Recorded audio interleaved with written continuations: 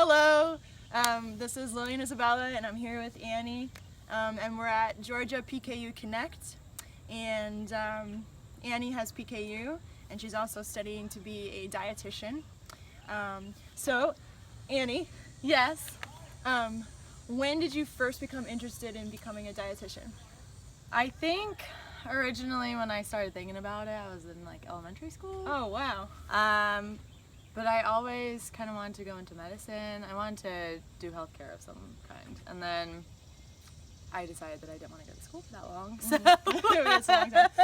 I started thinking about the possibility of being a dietitian, and I realized how closely I worked with my dietitian.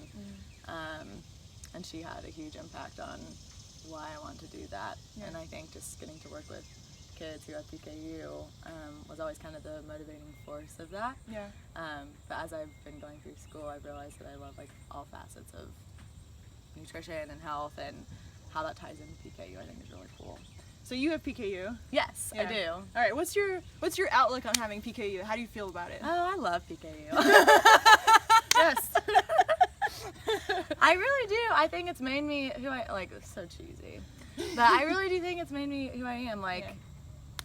the opportunities I've had because of PKU is amazing. Like this Camp Fever in Texas, I've met so many people that I wouldn't have without PKU. Yeah. Like, I'm sitting here with you. Yeah, I know. So cool. We would have never have met if we didn't have PKU. So I just think it's a cool way. It's such a tight knit community. Yeah. But it's like really shaped the way that my life has gone. Like, I've chosen a career out of PKU too. So Yeah. I think that's just a really cool thing. Yeah.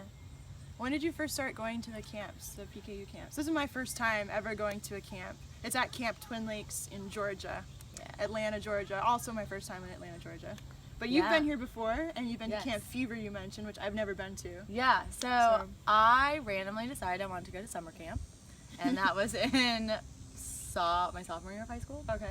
And I literally got on the computer and Googled like PKU camps. Oh, awesome. Yeah, so growing up, I went to just regular summer camp, which was a lot of fun. Yeah. But there is always that element about the food, right? Yeah. So you feel slightly different, and I have to say that being here, that's been such a load off my mind, kind of, because it's Yeah. like I can eat whatever I want. The whole table's spread, you know, Definitely. which is super nice. Definitely. It's like we were saying last night, like we eat so much more at camp because Yes. you can Yes. go through a line like, I can have that. Oh, I can have everything. Yeah. Luckily, we exercise a lot more too. Yes. So I like we work it off. It's so nice though. Yeah, it is. It's so nice. It's so nice. And then I'm wondering, you have such a positive outlook on PKU, and I'm wondering, like, what tips or tools or tricks can you give to either parents or kids with PKU who may be like feeling a little isolated or like strange or different, or like all those weird feelings that come up, like. Yeah, I mean, I think one of the biggest things for me was that my family never made me feel like I was different.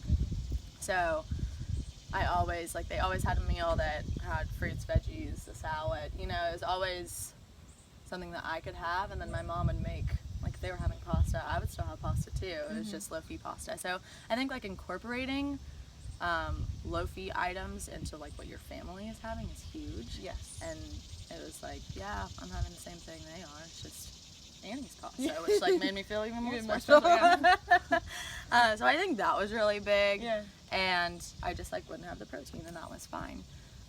For kids, I know formula can be a bit, we were talking about, formula Sure. can be a big issue. Yeah. Unfortunately for me, I never had an issue. I've been on Phenylketonuria for my entire life. Oh, and nice. I've never really wanted to change because I Yeah. love it so much.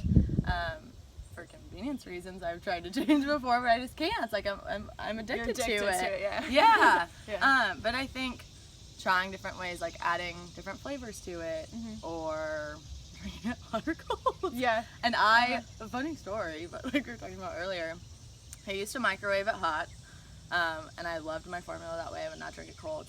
And then I went to Camp Fever and didn't know that they had a microwave for me to warm it up. So I over that week that I was there, I learned how to drink it cold, and I haven't drinking it hot since. So that's a really good point, what you Yeah. said about learning how to like it. Yeah. I think that's a big part of the process, is learning to accept it and then love it eventually. Yeah.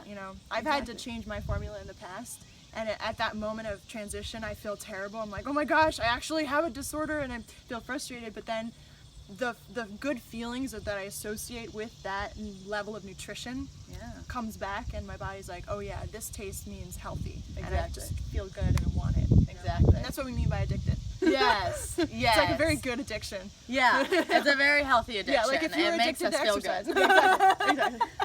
And then I just wanna let everybody know what these wings are about. Oh yeah, tell them about my fluttering wings. You tell them. She won a You prize. can tell them. She's a dietary angel. Is that the right way to say it? I guess. Because she's starting to be a dietitian and she's gonna help our community. Yeah. No pressure. Adele thought that we should have wings. Yeah, we should. Yeah. But no, it really is. It's pretty cool to be a part of something like this and be studying about it and connect the personal side to the career side of it. And it's pretty neat to be a part of. Yeah. Thank you. Yeah, you're welcome.